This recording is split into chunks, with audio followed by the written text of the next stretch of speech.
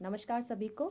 मैं Antariksha Negi, assistant professor, department of commerce, राजकीय स्नातकोत्तर महाविद्यालय पिथौरागढ़ से आप सभी का उत्तराखंड एडुसेट नेटवर्क चैनल पर स्वागत करती हूँ।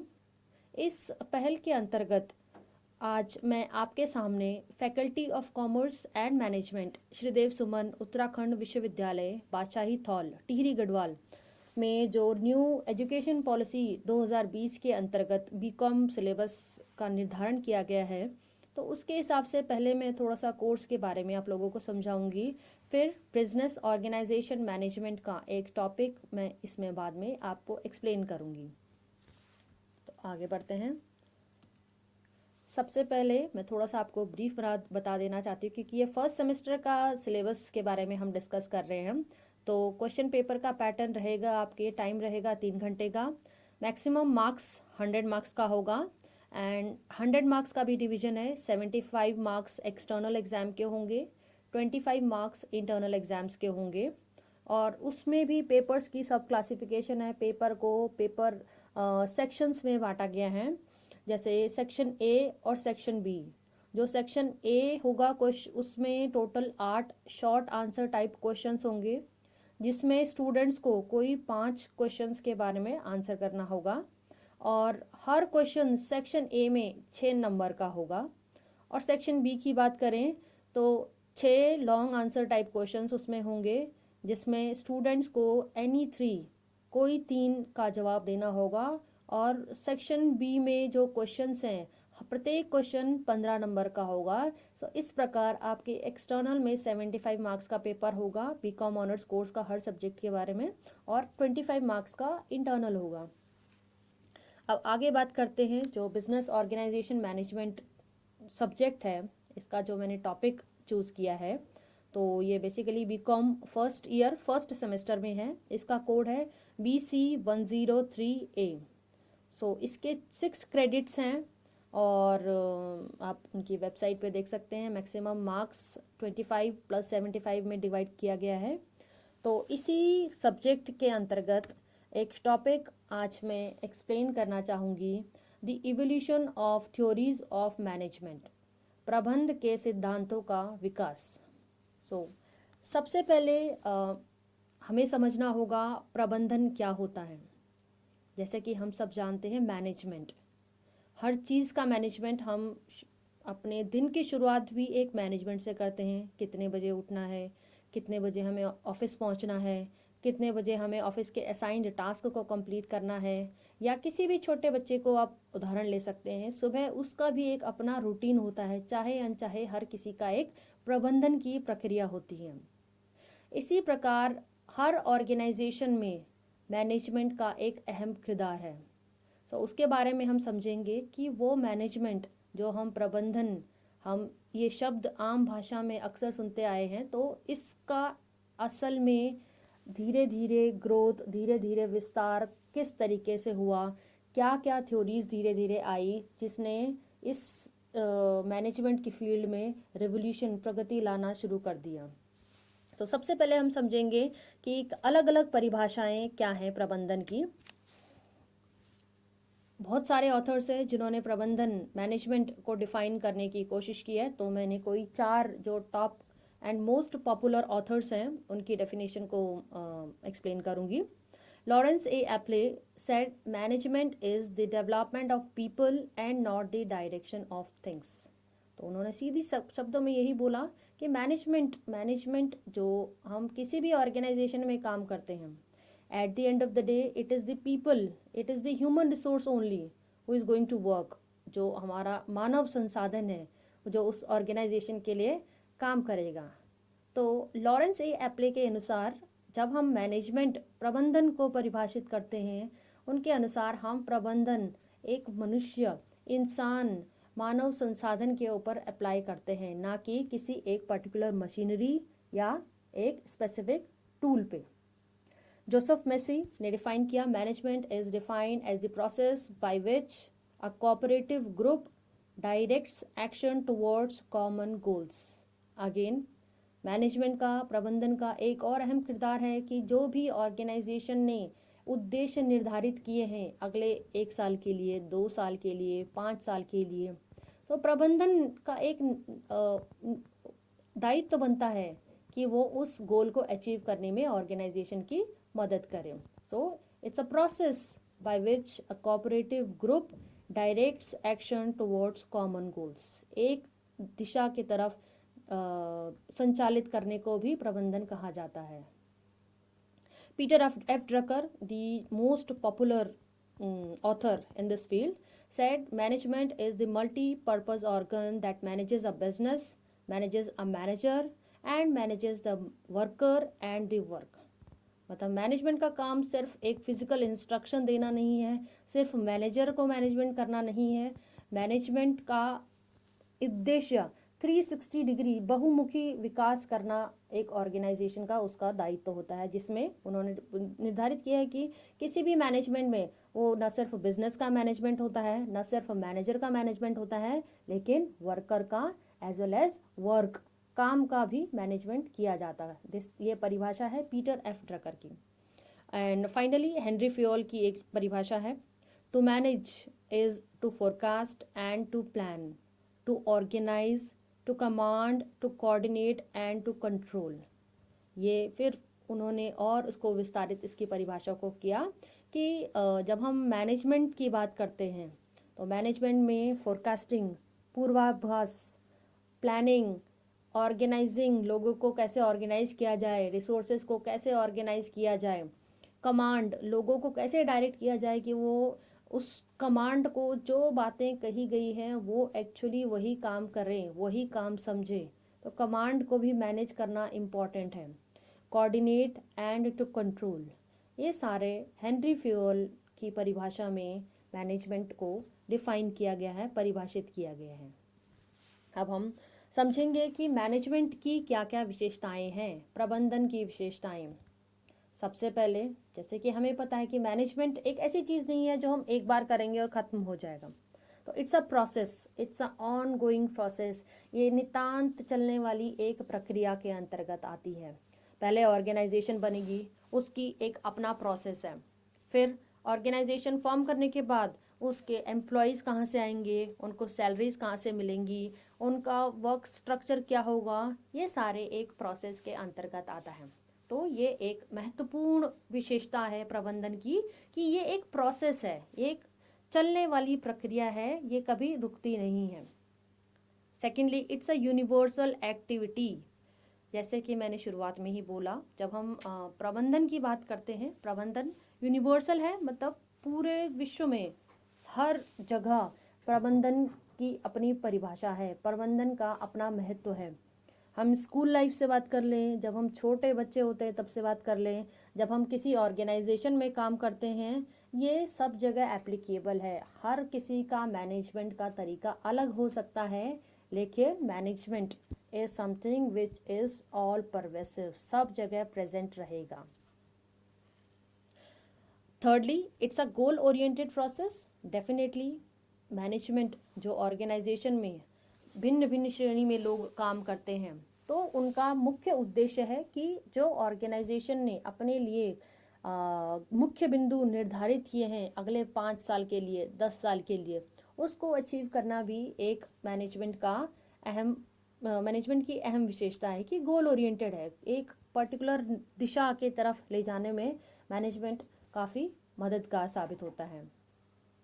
It's a science as well as an art. आगे हम समझेंगे कि अलग अलग जो साइंटिस्ट हैं, उन्होंने, जो बिहेवियरल साइंटिस्ट हैं, उन्होंने एक्सपेरिमेंट करके इसको प्रूव किया कि मैनेजमेंट सिर्फ एक आर्ट, एक कला ही नहीं, इसकी साइंटिफिक वैलिडिटी भी है. तो ये दोनों तरीके से एप्लीकेबल है. कोई रूल ऑफ थंब पे काम करता है, कोई स्टैंडर्ड साइंटिफिक पैरामीटर्स को लेके काम करता है. तो ये दोनों पैरामीटर पे प्रबंधन की आवश्यकता होती है. एक और है point, a group activity. Obviously प्रबंधन ऐसा नहीं है कि कोई सिर्फ मैनेजर प्रबंधन करेगा. जैसे कि हमने परिभाषा में देखा, manager what is a management? It's a management of a manager, management of a worker, management of a work, right? So it's a group activity, सब अच्छे से मिलकर काम करेंगे तभी जो मैनेजमेंट के द्वारा निर्धारित लक्ष्य हैं वो सही तरीके से प्राप्त किए जा सकते हैं किसी भी ऑर्गेनाइजेशन में। अब हम अपने मुख्य जो टॉपिक है विषय पर आते हैं, वो है evolution of theories of management, प्रबंधन के सिद्धांतों का विकास। किस तरीके से हमने काफ़ी आम भाषा में हम बोल देते हैं कि प्रबंधन में मैनेज करना वर्कर्स को, वर्क को, एम्प्लॉयज़ को, एम्प्लॉयर्स को, लेकिन ये सब चीज़ों का कॉन्सेप्ट कैसे आया? क्या ये एक्चुअल में इतना लिबरल था? क्या इसकी कोई थ्योरी है? तो इसको मैं एक फ्लो चार्ट के माध्यम से दर्शाना चाहूँगी, जिसमें बेसिकली मैनेजमेंट थ्योरीज का जो विकास हुआ है वो 3 चरणों में हम उसको विभाजित करते हैं। पहला चरण classical view point, second new classical और behavioural view point, third is contemporary view point. Classical view point में भी 3 सोच विचारधारा वाले ऑथर्स, साइंटिस्ट आए। उन्होंने बोला bureaucratic management, scientific management and administrative management ये क्लासिकल मैनेजमेंट थ्योरीज के फर्स्ट टाइप हैं। फिर धीरे धीरे विकास होता गया, जैसे जैसे समय के साथ समस्याएं बदली गई, ह्यूमन रिसोर्सेज की ज़रूरतें बदली, तो न्यू क्लासिकल और बिहेवियरल व्यू पॉइंट भी सामने आया। उसमें हम आते हैं हॉथॉर्न स्टडीज़, ये एक एक्सपेरिमेंट है, इसको ह्यूमन रिलेशंस मैनेजमेंट थ्योरी भी कहा जाता है। एक आता है बिहेवियरल साइंसेस अप्रोच, और लास्ट में कंटेम्प्रेरी व्यू पॉइंट जो इसका तीसरा प्रकार है मैनेजमेंट थ्योरीज का, उसमें आता है सिस्टम थ्योरी, कंटिंजेंसी थ्योरीज। आइए एक एक करके हम इन भिन्न भिन्न प्रकार की जो थ्योरीज हैं जो समय के साथ आती गई उनको समझते हैं। सबसे पहले हम जानेंगे क्लासिकल व्यू पॉइंट का। क्लासिकल व्यू पॉइंट जैसे कि नाम में झलकता है कि क्लासिकल मतलब ये बहुत एक ट्रेडिशनल व्यू पॉइंट है। जो ये थ्योरी थे, ये जो थ्योरिस्ट थे, ये जो ऑथर्स थे, उन्होंने लोगों के बिल्कुल स्टार्टिंग वाली थ्योरीज को समझने की कोशिश करी कि लोग किस प्रकार से काम करते हैं, उनके काम करने का क्या ढंग है, उनके काम करने का क्या ट्रेंड है। उसके हिसाब से कुछ मुख्य विशेषताएं उन्होंने देखी लोगों की काम करने की, कि management is a process of inter related functions. उन्होंने ये समझा कि अलग अलग तरीके से, अलग सेपरेट होके मैनेजमेंट में काम नहीं किया जा सकता। सो बीट मार्केटिंग, फाइनेंस, एचआर, किसी भी प्रकार का फंक्शन है, उनको इंटर रिलेटेड आपस में मेल भाव के साथ ही उनके काम करेंगे, तभी अच्छा प्रबंधन प्रक्रिया उनके द्वारा संचालित की जा सकती है। And experience of managers, classical view point में मैनेजर्स के एक्सपीरियंस को बहुत महत्व दिया गया कि जो मैनेजर्स जिनको 20 साल 25 साल अपने वर्क में हो गया, उन्होंने ये समझा कि वो मैनेजर्स कुछ ना कुछ अपनी जीवन से, कुछ ना कुछ अपने कार्यकाल से उन्होंने कुछ सीखा होगा, जो वो अपने सबॉर्डिनेट्स को, एम्प्लॉयज़ को निर्धारित कर सकते हैं, गाइड कर सकते हैं अच्छे तरीके से। तो मैनेजर्स की जो एक्सपीरियंस है वो भी इसमें एक अहम किरदार निभाता है क्लासिकल व्यू पॉइंट में। Third, managers can be developed through formal education and training. ये एक बहुत महत्वपूर्ण बिंदु है क्लासिकल व्यू पॉइंट का। उनके अनुसार मैनेजर्स आर नॉट बॉर्न, वो जन्म से मैनेजर्स नहीं होते, उनको एजुकेशन, उनको ट्रेनिंग के द्वारा बनाया मैनेजर्स अच्छा मैनेजर बनाया जा सकता है अगर उनको अच्छे से गाइडेंस दी जाए, उनको अच्छे से ट्रेनिंग दी जाए। Last, no conflict between individuals and organisation. Again ये एजम्पशन उन्होंने लेके चली, ये मान्यता थी उनकी कि जब हम क्लासिकल व्यू पॉइंट की बात करते हैं, उन्होंने ये मान के चले कि जो इंडिविजुअल्स हैं, सिंगल स्पेसिफिक एम्प्लॉय है और ऑर्गेनाइजेशन के बीच में कोई कॉन्फ्लिक्ट ऑफ इंटरेस्ट नहीं होगा, ये उनकी एक एजम्पशन थी। तो इन्हीं कुछ पहलुओं, इन्हीं कुछ विचारधाराओं के साथ जो क्लासिकल मैनेजमेंट थिंकर्स थे उन्होंने अलग अलग थ्योरीज प्रपोज की टाइम के साथ। 3 इम्पॉर्टेंट मुख्य बिंदु क्लासिकल अप्रोच के। Number 1, bureaucratic management theory. जो मैक्स वेबर ने दी हमें। फिर साइंटिफिक मैनेजमेंट थ्योरी, जिसमें आपका Frederick W Taylor, Frank and Lillian Gilbreth, Henry Gantt, ये सब उसमें मुख्य प्रतिभागी थे जब साइंटिफिक मैनेजमेंट थ्योरी आई। और फाइनली एडमिनिस्ट्रेटिव मैनेजमेंट, जो Henry Fayol, professor Henry Fayol द्वारा दी गई। तो आइए इन पर एक एक करके चर्चा करते हैं। ब्यूरोक्रेटिक मैनेजमेंट जो एक क्लासिकल थ्योरी का प्रथम भाग है, जो नौकरशाही प्रबंधन भी जिसे कहा जाता है, ये मैक्स वेबर ने 1864 से 1920 के बीच में ये एक थ्योरी प्रपोज की गई। ये एक जर्मन सोशल साइंटिस्ट थे, जिनके हिसाब से नौकरशाही जो प्रबंधन है एक आइडियल प्रबंधन की एक तरीका है। जिस तरीके से वो सरकारी संस्थाओं में काम करने का तरीका होता है, प्रॉपर पेपर वर्क होना चाहिए, प्रॉपर डिसिप्लिन होना चाहिए, तो उन्होंने उस तरीके की संस्थान का ज़्यादा प्रमोशन किया। और इसके अंतर्गत उन्होंने कुछ मुख्य बिंदुओं को निर्धारित किया ब्यूरोक्रेटिक थ्योरीज ऑफ मैनेजमेंट में। जैसे उन्होंने कहा कि जब हम मैनेजमेंट करते हैं तो उन्होंने बोला डिवीजन ऑफ वर्क होना चाहिए, कि हर इंसान को, हर टीम को पता होना चाहिए किसके लिए कौन सा काम प्री डिसाइडेड है, कौन सा काम निर्धारित किया गया है, उसी के लिए वो अकाउंटेबल भी होगा, उसी के लिए वो उसकी रिस्पॉन्सिबिलिटी भी होगी। तो प्रथम बिंदु उन्होंने जो निर्धारण किया वो है डिवीजन ऑफ वर्क का। दूसरा उन्होंने कहा रूल्स एंड रेगुलेशन, किसी भी ऑर्गेनाइजेशन में रूल्स रेगुलेशंस बहुत अच्छे से फॉलो होनी चाहिए। हर किसी का एक कोड ऑफ कंडक्ट होना चाहिए, प्रोटोकॉल्स होने चाहिए हर ऑर्गेनाइजेशन में। एम्प्लॉई के रिक्रूटमेंट से लेके उनकी ट्रेनिंग से लेके डेवलपमेंट रिलेटेड प्रोग्राम्स हैं, हर एक रूल एंड रेगुलेशन के तहत क्रियान्वित किए जाने चाहिए।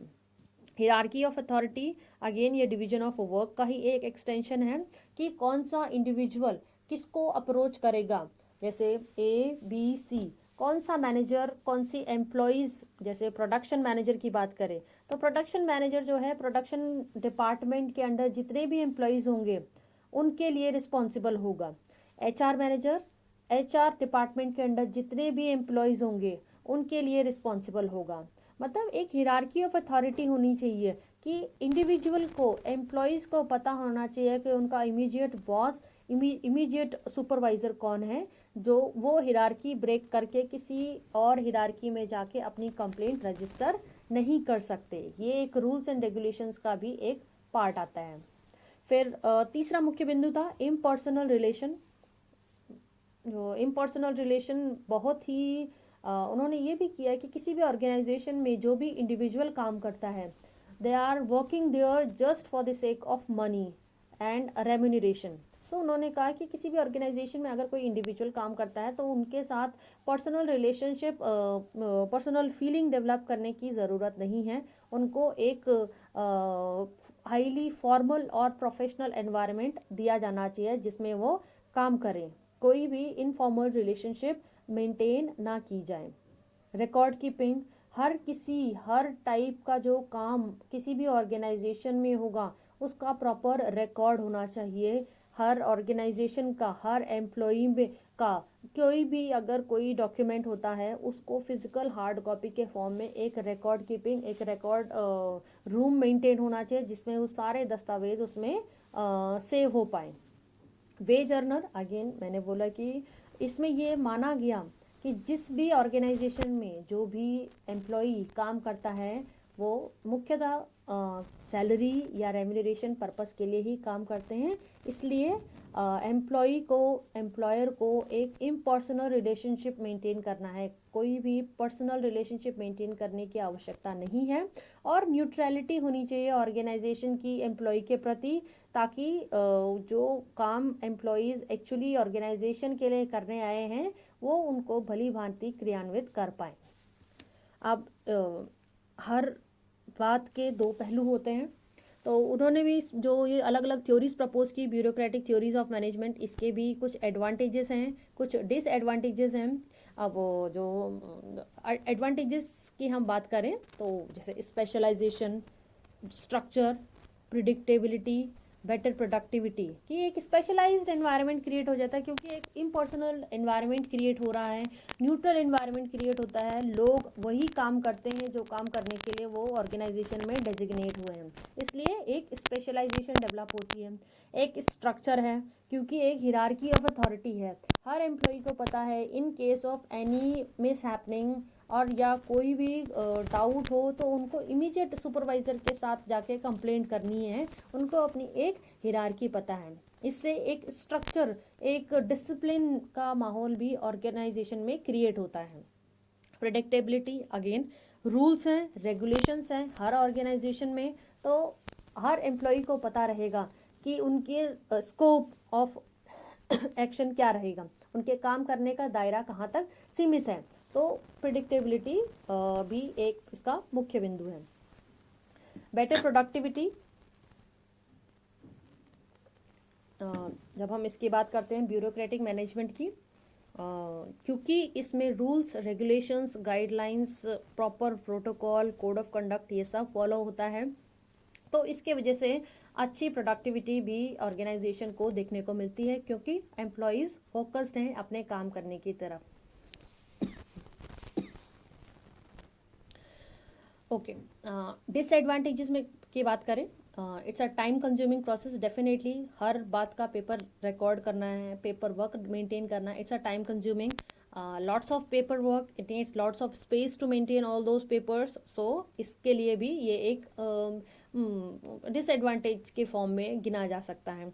इम्पर्सनैलिटी, ऑर्गेनाइजेशन का जो एम्प्लॉई की तरफ बिहेवियर होता है वो काफ़ी इम्पर्सनल और न्यूट्रल होता है, इसके वजह से एम्प्लॉई अपने घर परिवार की या फिर कोई भी प्रॉब्लम ऑर्गेनाइजेशन के साथ शेयर करने में उसको दुविधा महसूस हो सकती है। एंड रिजिडिटी, रिजिड होता है क्योंकि रूल्स हैं, रेगुलेशंस हैं, उनको बदला नहीं जा सकता, तो कभी कभी यह एम्प्लॉयज़ को एक बर्डन के जैसे भी प्रतीत होती है।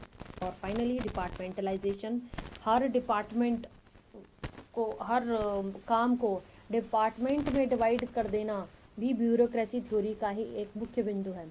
इसका नेगेटिव पहलू ये रहेगा कि हर डिपार्टमेंट अपने ऑर्गेनाइजेशन, अपनी एम्प्लॉई तक ही अपने आप को सीमित रखेगा। जैसे मार्केटिंग डिपार्टमेंट के लोग मार्केटिंग एम्प्लॉयज़ के ऊपर ज़्यादा फोकस करेंगे, प्रोडक्शन डिपार्टमेंट के लोग प्रोडक्शन एम्प्लॉयज़ के ऊपर ज़्यादा फोकस करेंगे। सो इससे एक डिपार्टमेंटलाइजेशन, एक ग्रुपिंग बिहेवियर भी क्रिएट हो सकता है ऑर्गेनाइजेशन में। अब धीरे धीरे जैसे आवश्यकताएं बढ़ती गई, मानव विकास होता गया, ऑर्गेनाइजेशंस का विकास होता गया, तो समय आता गया थ्योरीज़ को बदलने का। फिर 20th सेंचुरी में यूएस में lack of skilled and efficient labour, ये बहुत बड़ी एक समस्या जनरेट होगी, क्योंकि skilled and efficient labour force, क्योंकि जो ब्यूरोक्रेटिक थ्योरी की बात करें उसमें रूल्स, रेगुलेशंस, रेस्ट्रिक्शंस, गाइडलाइंस बहुत सादा थी, तो इसके वजह से कहीं ना कहीं एक fixed routine work of doing things उनके माइंड में बनाया गया। तो इसके वजह से यूएस में जो lack of skilled and efficient labour force की भारी कमी पाई गई। फिर जो फ्रेडरिक विंसलॉ टेलर, जो फादर ऑफ साइंटिफिक मैनेजमेंट भी कहे जाते हैं, he was a brilliant engineer and management scientist in US. Now उन्होंने क्या किया, to fill up this gap, जो अनस्किल्ड लेबर हैं उनको आइडेंटिफाई करने के लिए, उनकी स्किल्स को डेवलप करने के लिए, उनके वजह से जो गैप स्ट्रक्चर, गैप इंडस्ट्री में आया है for in place of skilled work, तो उनको फिल करने के लिए उन्होंने शॉप फ्लोर लेवल पे साइंटिफिक बेसिस पे अलग अलग एक्सपेरिमेंट्स करने शुरू करे। एंड फाइनली उन्होंने कुछ थ्योरीज, कुछ की पॉइंट्स प्रपोज किए। तो साइंटिफिक मैनेजमेंट थ्योरी में बेसिकली कहा गया, there must be no trial and error और रूल ऑफ थंब, कोई भी हिट एंड ट्रायल मेथड नहीं फॉलो होना चाहिए, और रूल ऑफ थंब की जो आपको ठीक लगे उसके हिसाब से काम कर लीजिए। हर काम को करने का एक साइंटिफिक मेथड होना चाहिए। This is what Frederick Winslow Taylor said, and this duration was 1856 to 1915। Scientific management principles, basically principles क्या, सिद्धांत, किस सिद्धांत के अंतर्गत साइंटिफिक मैनेजमेंट थ्योरी जो वैज्ञानिक प्रबंधन सिद्धांत है वो संचालित होता है, किन सिद्धांतों के तहत संचालित होता है? मुख्य बिंदु है रिप्लेस एक्सपीरियंस और एंड हिट और miss method by scientific method. जो एम्प्लॉयज़ का एक्सपीरियंस है, मैनेजर्स का एक्सपीरियंस है, वो एक उनके हिसाब से वो एक समय की उनके पास ज्ञान होता है, तो ये ना फॉलो करके एक साइंटिफिक मेथड फॉलो होना चाहिए, cause and effect method follow होना चाहिए किसी भी ऑर्गेनाइजेशन में मैनेजमेंट प्रक्रिया को अच्छी तरीके से संचालित करने के लिए। दूसरा बिंदु, scientifically select and train workers को साइंटिफिकली ट्रेनिंग दी जानी चाहिए। आगे हम देखेंगे कि किस तरीके से साइंटिफिक ट्रेनिंग दी जा सकती है ताकि वो अपना टाइम बचाएं, रिसोर्सेज बचाएं और अपनी स्पीड काम करने की अकॉर्डिंगली भी उनकी बढ़ जाएगी।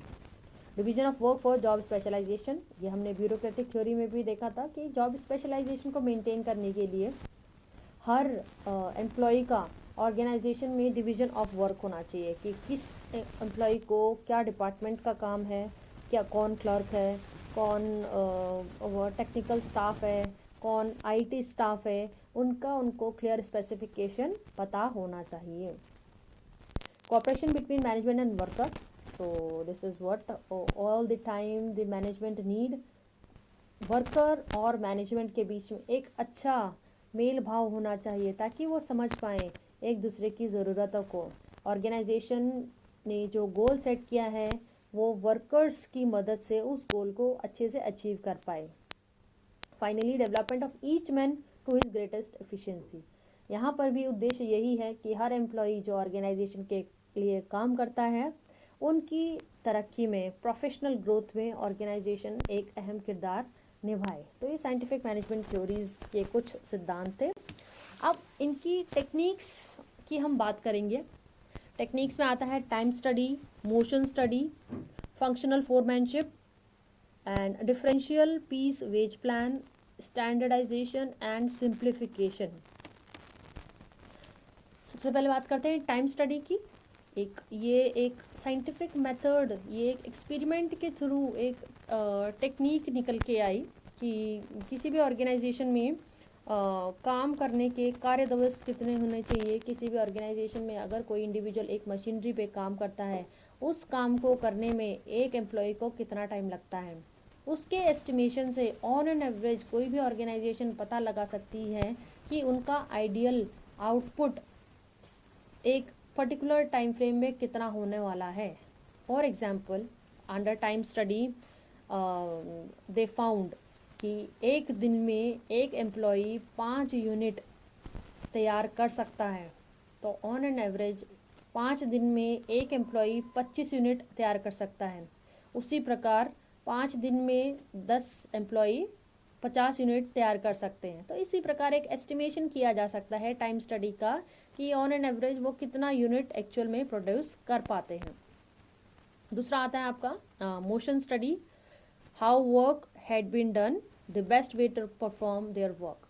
मोशन स्टडी की जो मशीनरी है और वर्कर हैं उनके बीच जो मशीन संचालन करने की जो प्रक्रिया है, उसमें मशीन में अगर हॉल्ट होता है तो उसमें अगर वर्कर को ब्रेक चाहिए उसमें, तो मोशन स्टडी मतलब कि जो वर्कर है और मशीन के बीच में कितना टाइम का ब्रेक आ सकता है आइडियली, उससे वो मोशन का पता लगा सकते हैं कि कितने स्पीड से किसी फैक्ट्री में किसी मशीनरी को रन किया जा सकता है कि हम मैक्सिमम आउटपुट जनरेट कर पाएँ।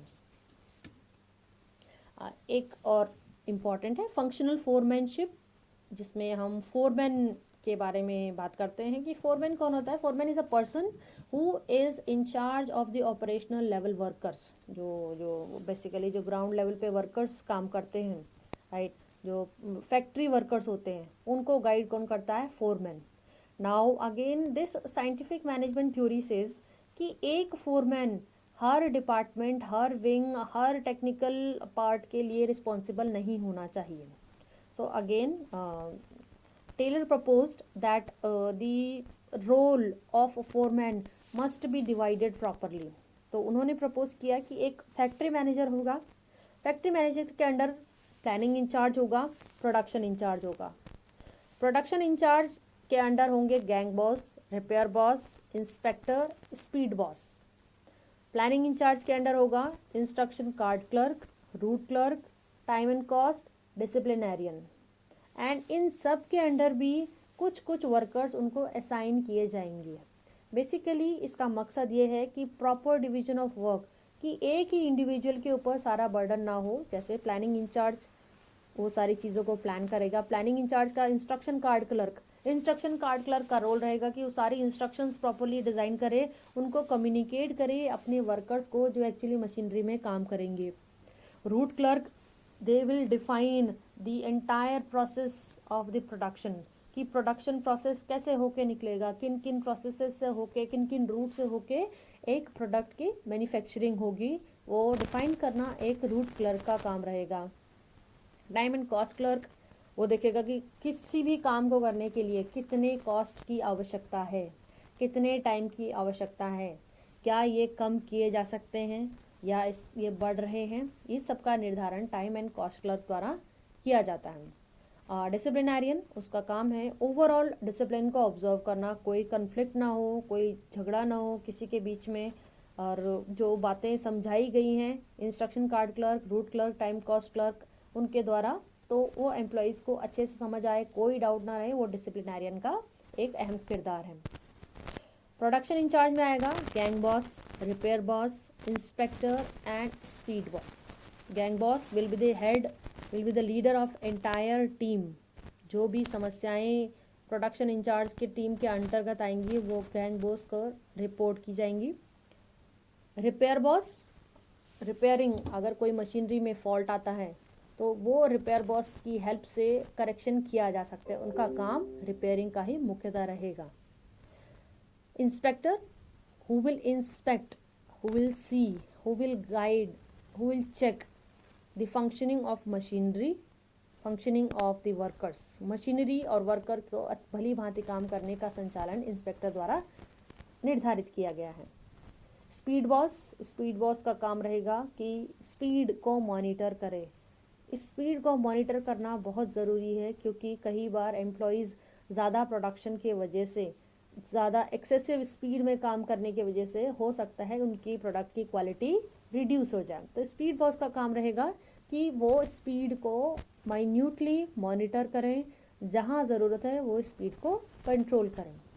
एंड इन सब ऑफिशियल्स के अंडर रहेगा अलग अलग वर्कर्स, जितने भी वर्कर्स रेस्पेक्टिव डिपार्टमेंट में रिक्वायरमेंट है, इनके अंडर भी कुछ लोग काम करेंगे। ये था फंक्शनल फोरमैनशिप। चौथा रहेगा differential piece wage plan.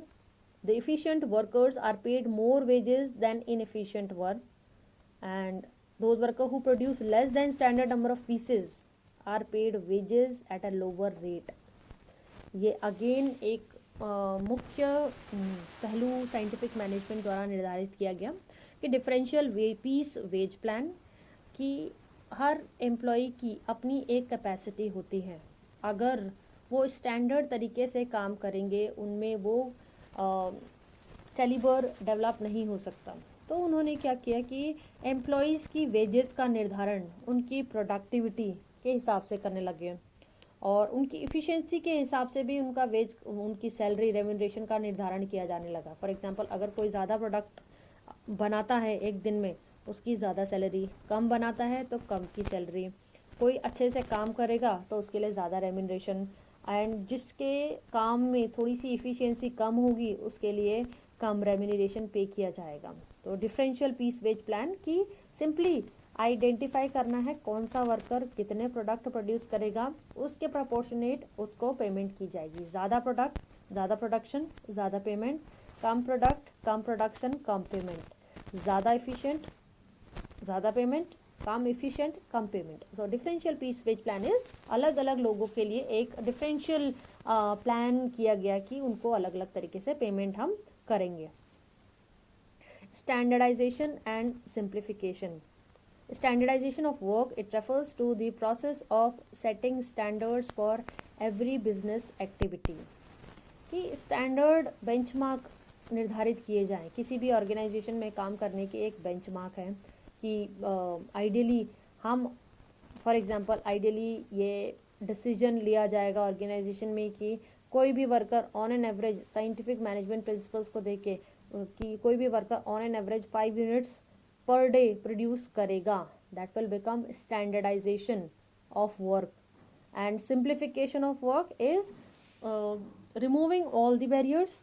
Just simply focus on the work being conducted by the organization. So simplified करना, जो unnecessary hurdles हैं, unnecessary burdens हैं, उनको simplify करके और वर्क को स्टैंडर्डाइज करके, एक स्टैंडर्ड हो सकता है, उसके स्टैंडर्डाइजेशन का तरीका टाइम बाउंड हो, स्टैंडर्डाइजेशन का तरीका एक पर्टिकुलर मशीनरी हो. लेकिन जिस भी प्रकार से ऑर्गेनाइजेशन एक बेंचमार्क निर्धारित करती है, उससे भी ऑर्गेनाइजेशन में अच्छी इफ़िशिएंट मैनेजमेंट प्रक्रिया संचालित की जा सकती है. तो ये थे साइंटिफिक मैनेजमेंट के टेक्निक्स. एक और इसमें फटीग और tiredness study. Again it is important because as a human हर किसी की टेंडेंसी होती है कि वो थक जाए. तो इसमें भी साइंटिफिक मैनेजमेंट प्रिंसिपल्स ने प्रपोज किया कि हम ये भी स्टडी करें कि कोई भी इंडिविजुअल में फटीग और उसका कैलिबर कितना है, कि वो कॉन्टीन्यूसली कितने घंटे काम कर सकता है. सो उसके कैलिबर के हिसाब से again organisation can when plan कि कितना प्रोडक्टिविटी हो सकती है किसी भी ऑर्गेनाइजेशन में एक पर्टिकुलर फैक्ट्री में. जैसे it refers to determine the duration and frequency of rest interval to complete a particular job. कि किसी भी काम को करने के लिए कितना ब्रेक, कितनी ड्यूरेशन की ब्रेक और कितना फ्रीक्वेंटली वो ब्रेक दिया जाना चाहिए, जिससे जो एम्प्लॉई है वो अच्छे से और अपनी बेस्ट कैपेसिटी में ऑर्गेनाइजेशन के लिए काम कर पाए. The rest refreshes the work, they work again with their full capacity. The main objective is to maintain the efficiency level of the worker. तो फटीग स्टडी, टायर्डनेस स्टडी का main मकसद यही है, आइडेंटिफाई करना कि किसी भी वर्कर को आइडियली लंच ब्रेक और कोई भी ब्रेक की कितनी रिक्वायरमेंट है, कितने घंटे का ब्रेक होना चाहिए और कितना फ्रीक्वेंसी में होना चाहिए, ताकि एक्सेसिव बर्डन ना हो, प्लस जो ऑर्गेनाइजेशन के लिए वो काम कर रहा है वो इफ़िशिएंटली अचीव हो ऑब्जेक्टिव. अगेन इसके हम साइंटिफिक मैनेजमेंट थ्योरी के कुछ एडवांटेजेस एंड डिसएडवांटेजेस भी डिस्कस करेंगे. जैसे एडवांटेजेस में आएगा आपका specialisation, motivation and enhanced output. Specialisation as we know, जो हमने फंक्शनल फोरमैनशिप की बात करी कि हर वर्कर को स्पेशलाइज्ड काम दिया गया. Route boss, instruction card clerk, speed boss, gang boss, repair boss, हर एक का स्पेशलाइज्ड काम है. सो इससे एक स्पेशलाइजेशन की स्किल डेवलप होती है एम्प्लॉय में. Motivation, because they know. Differential wage plan की मैं बात यहाँ पे करूँगी. डिफरेंशियल वेज प्लान से हर किसी को पता है हम आउटपुट ज़्यादा प्रोड्यूस करेंगे तो हमें ज़्यादा रेम्यूनरेशन दिया जाएगा. So it leads to a motivation कि हमें ज़्यादा प्रोड्यूस करना है, हमें ज़्यादा इफ़िशिएंसी काम करना है. कम इफ़िशिएंटली काम करेंगे तो हमारी सैलरी कम हो जाएगी. And enhanced output, greater output. Definitely differential wage plan के हिसाब से जितना ज़्यादा आप प्रोडक्टिविटी देंगे उतना ज़्यादा आपकी सैलरी रेम्यूनरेशन होगी, तो उसी के अंतर्गत आउटपुट भी बढ़ेगा. हालांकि इसके कुछ डिसएडवांटेजेस भी हैं. For example lack of quality. अपनी डिफरेंशियल वेज प्लान के अंतर्गत अगर ज़्यादा प्रोड्यूस करने वाले को ज़्यादा सैलरी दी जाती है तो they will focus on producing more and more unit. So it will lead to lack of quality. Quality कम होती जाएगी उस प्रोडक्ट की, क्योंकि वो ज़्यादा क्वांटिटी में फोकस कर रहे हैं और क्वालिटी को डिग्रेड कर रहे हैं. सो ये एक बहुत बड़ा नेगेटिव पॉइंट है साइंटिफिक मैनेजमेंट थ्योरी के टेक्निक्स का. Labour exploitation. Again when we talk about the time study, motion study, ये सारे कहीं ना कहीं एक इंडिविजुअल को, एम्प्लॉई को एक रिसोर्स के फॉर्म में यूसेज दर्शाता है. उनको सिर्फ एक मैकेनिकल काम करने का तरीका दिया जाता है कि आप इस ऑर्गेनाइजेशन में हैं, ज़्यादा प्रोड्यूस कीजिए, हम आपको ज़्यादा सैलरी देंगे. लेकिन उससे human element such as trust, faith, emotions, ये कहीं ना कहीं उनके वो अच्छे से रिलेट नहीं कर पाएंगे किसी भी ऑर्गेनाइजेशन में जो उनके एम्प्लॉयर्स हैं उनके साथ, क्योंकि scientific management simply based upon the mechanical things, fixed way of doing the things. So ये थे आपके scientific management principles. Next theory रहेगी एडमिनिस्ट्रेटिव मैनेजमेंट थ्योरी, प्रशासनिक प्रबंध सिद्धांत। अब जैसे जैसे समय के साथ इंसान की ज़रूरतें बदलती गई, ह्यूमन रिलेशंस की नीड, उनके यूनियंस की नीड बढ़ती गई, तो वैसे वैसे थ्योरीज़ भी इस मैनेजमेंट में बदलते रहे।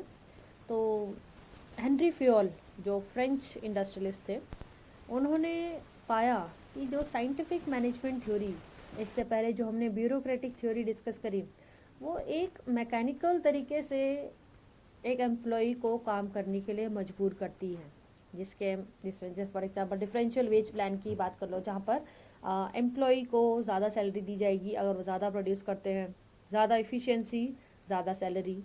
सो उस साइंटिफिक मैनेजमेंट में हेनरी फ्योल ने पाया कि जो एम्प्लॉयज़ हैं उनको मैकेनिकली ट्रीट किया जा रहा है, उनको एक मशीन की तरह ट्रीट किया जा रहा है। तो हेनरी फ्योल ने फर्दर स्टडी किया एंड पाया कि जो सबसे ज़रूरी रिक्वायरमेंट है किसी भी ऑर्गेनाइजेशन में, एक है इमोशंस डेवलप करने की। तो उसमें पाया उन्होंने कि सबसे पहले हम एम्प्लॉयज़ को टारगेट ना करके पहले मैनेजर्स को एजुकेट करें regarding the needs and requirements of the employees working for them. Top down view point, top down approach, जो मैनेजर्स से लेके सबॉर्डिनेट्स, सीईओ से लेके सबॉर्डिनेट्स तक फॉलो करता है कि टॉप जो मैनेजमेंट है वो जो एम्प्लॉयज़ है उनकी तरफ एक भाव, एक इमोशंस के साथ अपना व्यवहार प्रदर्शित करे, ताकि वो अपने इमोशंस, अपने जो ट्रस्ट, फेथ के साथ किसी भी ऑर्गेनाइजेशन में काम करे।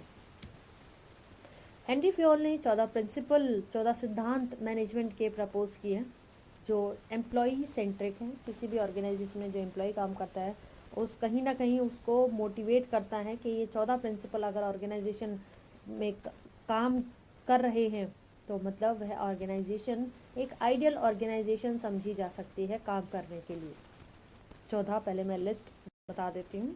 Division of work, authority and responsibility, discipline, unity of command, unity of direction, subordination of individual interest over personal interest, remuneration of personnel, centralization, scalar chain, order, equity, stability of tenure, initiative and aspirate corps। आइए एक एक करके समझते हैं ये 14 सिद्धांत जो Henry Fayol द्वारा दिए गए हैं। Number 1 is division of work. किसी भी ऑर्गेनाइजेशन में सारा बर्डन एक ऑर्गेनाइजेशन, एक इंडिविजुअल के ऊपर डालने के बजाय उस काम को अलग अलग भागों में निर्धारित कर दें। Production department, marketing department, finance department, HR department, उसके अंडर भी प्रोडक्शन में कैश क्लर्क कौन होगा, डिलीवरी क्लर्क कौन होगा। तो there must be a division of work in any organisation to ensure proper and efficient management. किसी भी ऑर्गेनाइजेशन में अच्छा इफ़िशिएंट मैनेजमेंट चाहिए तो सबसे पहले निर्धारण होना चाहिए हर किसी के इंडिविजुअल काम का, उत्तरदायित्व का। Authority and responsibility, division of work होगा तो individual whosoever is assigned the task, production manager को जो प्रोडक्शन डिपार्टमेंट से रिलेटेड काम असाइंड होंगे उसी के लिए उसकी अथॉरिटी भी होगी और रिस्पॉन्सिबिलिटी भी होगी। इसका निर्धारण भी भली भांति किया जा सकता है। डिसिप्लिन, क्योंकि हर किसी को पता है कि उसको क्या काम करना है, उसके सबॉर्डिनेट्स क्या काम कर रहे हैं, उसके सुपरवाइजर्स क्या काम कर रहे हैं, और एक रूल्स, रेगुलेशंस, गाइडलाइंस, एक पैरामीटर्स डिसाइड होंगे। इससे ऑर्गेनाइजेशन में एक डिसिप्लिन का माहौल तैयार किया जा सकता है जो कि बिना रूल्स रेगुलेशंस के ऑर्गेनाइजेशन में क्रिएट नहीं किया जा सकता। Unity of command and unity of direction, दो मुख्य पहलू जो हम आम जिंदगी में भी फॉलो करते हैं। यूनिटी ऑफ कमांड कि हम एक टाइम पे एज एन एम्प्लॉई एक टाइम पे सिर्फ एक बॉस से ऑर्डर प्राप्त करें, यही संभव भी है। एक टाइम पे अगर किसी इंडिविजुअल को, अगर किसी एम्प्लॉई को एक से ज़्यादा बॉस ऑर्डर करते हैं तो वह कोई भी कार्य सफलतापूर्वक करने में सक्षम नहीं रहेगा। So unity of command, unity of direction. Organisation में हर एम्प्लॉई, हर वर्कर जो ऑर्गेनाइजेशन के लिए काम करता है, उनको पता होना चाहिए कि ऑर्गेनाइजेशन के क्या ऑब्जेक्टिव्स हैं, क्या गोल्स हैं, क्या विजन है, क्या मिशन है। तो उससे उनका यूनिटी ऑफ डायरेक्शन उनको पता रहेगा। उनको पता होना चाहिए कि किस दिशा में उन्होंने अपने कार्य को भली भांति क्रियान्वित करने में सहायता प्रदान करनी है ऑर्गेनाइजेशन की। Subordination of individual interest to general interest, ये एक लॉयल्टी, एक ट्रस्ट फैक्टर डेवलप करता है कि किसी भी ऑर्गेनाइजेशन में अगर एक ऐसा टाइम आए जहाँ पर एक एम्प्लॉय को सोचना पड़े कि यहाँ पर मैं अपना पर्सनल बेनिफिट देखूँ कि ऑर्गेनाइजेशन का बेनिफिट देखूँ, तो Henry Fayol proposed that here at this point employee should give up his or her personal benefit. Employ को अपना स्वार्थ छोड़ के ऑर्गेनाइजेशन के लिए जो काम सही से हो पाए वो डिसीजन लेना चाहिए। रेम्यूनरेशन ऑफ पर्सनल, डेफिनेटली हर ऑर्गेनाइजेशन में कोई भी एम्प्लॉय जो काम करता है, मकसद मुख्यतः उनका सैलरी, अपनी फैमिली का भरण पोषण होता है। तो it must be a guarantee by the organization कि उनको सही समय पे वेतन दिया जाएगा। सेंट्रलाइजेशन एक मुख्य सिद्धांत है हेनरी फ्योल का। सारे कार्य एक सेंट्रलाइज्ड तरीके से किए जाएंगे। Individual A will finally submit his task to the department.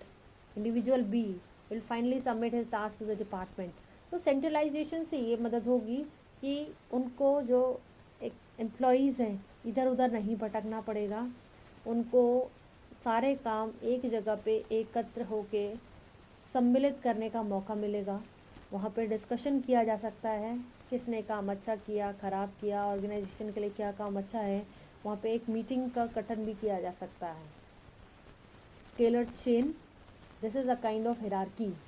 Scalar chain, सबको पता होनी चाहिए उनकी क्या हिरार्की है, सबको पता होनी चाहिए उनकी क्या हिरार्की है। इंडिविजुअल किसी भी हिरार्की से शिफ्ट होके दूसरी हिरार्की में जाके, ताकि ये it leads to discipline in the organization. एक क्लियर चेन ऑफ कमांड हो कि कौन किसको डायरेक्ट करेगा। Individual a will be commanded by B, will be commanded by C, will be commanded by D. So there must be a chain of command under scalar chain. Order, there must be proper sequence of doing the things. एक planned order में कार्य का क्रियान्वय होना बहुत ज़रूरी है। ऐसे ना हो किसी इंडिविजुअल को पता ही ना हो, किसी काम एम्प्लॉय को पता ही ना हो कि किसी काम करने का क्या तरीका है, पहले किस डिपार्टमेंट में जाना है, फिर किस डिपार्टमेंट में। हर काम को करने का एक तरीका निर्धारित होना चाहिए। इक्विटी, समान बिना भेदभाव किए हर ऑर्गेनाइजेशन में हर एम्प्लॉय को उनकी कार्य कुशलता के बेसिस पर ही सैलरी और रेपुटेशन दी जानी चाहिए। कोई डिस्क्रिमिनेशन ना हो, एज, जेंडर, कास्ट या किसी धर्म, जाति, रिलीजन के बेसिस पे कोई डिस्क्रिमिनेशन ना किया जाए, वो एक है इक्विटी का सिद्धांत। Stability of tenure, again the psychological safety, financial safety, हमने रेम्यूनरेशन की बात करी। Now psychological safety, stability of tenure. ऐसा ना हो जो ऑर्गेनाइजेशन के लिए एक एम्प्लॉई फुल डेडिकेशन से काम कर रहा है, उसे पता ही ना हो कि वो कब उस ऑर्गेनाइजेशन से निकाला जा सकता है। सो एक स्टेबिलिटी होनी चाहिए कि मिनिमम आप इतना, मतलब in case the work of the worker is not satisfactory, in that case what can be done. Satisfactory अगर उसका काम नहीं है तो उसको एक टाइम पीरियड दिया जाए कि इतने टाइम में आप इम्प्रूव कीजिए, else what ever will be the outcomes, उनको पहले से ही निर्धारण किया जाना चाहिए। इनिशिएटिव, पहल करने की एक मोटिवेशन किसी भी एम्प्लॉय में ऑर्गेनाइजेशन द्वारा दी जानी चाहिए। हर एम्प्लॉय के अंदर एक मोटिवेशन होना चाहिए कि मैं ऑर्गेनाइजेशन के लिए बढ़ चढ़ के काम करूं, क्या मैं ऐसा कर जाऊं जो ऑर्गेनाइजेशन के ऑब्जेक्टिव्स, ऑर्गेनाइजेशन के वेलफेयर के लिए बेस्ट कहलाए। तो इनिशिएटिव एक उसमें इम्पॉर्टेंट पॉइंट है। Finally, Spirit the corps union is strength. This is the summary of all the points कि ऑर्गेनाइजेशन में सब लोग मेल भाव से मिलजुल कर काम करें, यही ऑर्गेनाइजेशन के लोगों की चाहत होती है, उसको बोलते हैं हम एस्पिरिट डी कॉर्प्स। एंड इसके अगेन हम एडवांटेजेस और डिसएडवांटेजेस के बारे में बात करेंगे। हेनरी फयोल के जो एडमिनिस्ट्रेटिव मैनेजमेंट फंक्शन है उसमें ये मोटिवेशन लाता है, टाइम सेविंग है, क्योंकि मोटिवेशन कैसे कि unity of command, unity of direction, then remuneration, stability of tenure, ये सब होना चाहिए। सो इससे एक मोटिवेशन एक एम्प्लॉय के बीच मन में आती है, फाइनेंशियल स्टेबिलिटी के वजह से, साइकोलॉजिकल स्टेबिलिटी के वजह से, and definitely it leads to a motivation when we talk about division of work, authority and responsibility, equity। इससे मोटिवेशन का भाव पैदा होता है कि हाँ हम भी ऑर्गेनाइजेशन के लिए बढ़ चढ़ के काम करें। Disadvantage associated with this Henry Fayol principles, number one, it's a too formal process, क्योंकि जब हम scalar chain, unity of command, unity of direction की बात करते हैं, ये इस सब को बहुत ही फॉर्मल बना देता है। तो it takes lots of time, cost and effort to do the work in this kind of organization. And management oriented theory, and क्योंकि कहीं ना कहीं ये मैनेजमेंट सेंट्रिक थ्योरी है जिसमें ज़्यादा वेटेज मैनेजमेंट के लोगों को दिया गया है, तो कहीं ना कहीं यहाँ इसमें एम्प्लॉई अपने आप को सप्रेस्ड पाए जाते हैं, अपने आप को सप्रेस्ड मानते हैं कि हमारे इंटरेस्ट को दबाया जा रहा है। And it's a mechanical approach, does not deal with some of the important aspects, जैसे मोटिवेशन, कम्युनिकेशन, लीडरशिप, ये सब एस्पेक्ट्स को कहीं ना कहीं इस थ्योरी में माना जाता है कि अनदेखा किया गया है। तो यहाँ तक हमने जो क्लासिकल अप्रोच मैनेजमेंट की थी, scientific management, bureaucratic management and administrative management के जो 3 अप्रोचेस थे क्लासिकल अप्रोच के अंडर, हमने यहाँ तक डिस्कस करी। अगली जो अप्रोच है न्यू क्लासिकल अप्रोच, हम नेक्स्ट वीडियो में आपसे चर्चा करेंगे इस बारे में। धन्यवाद।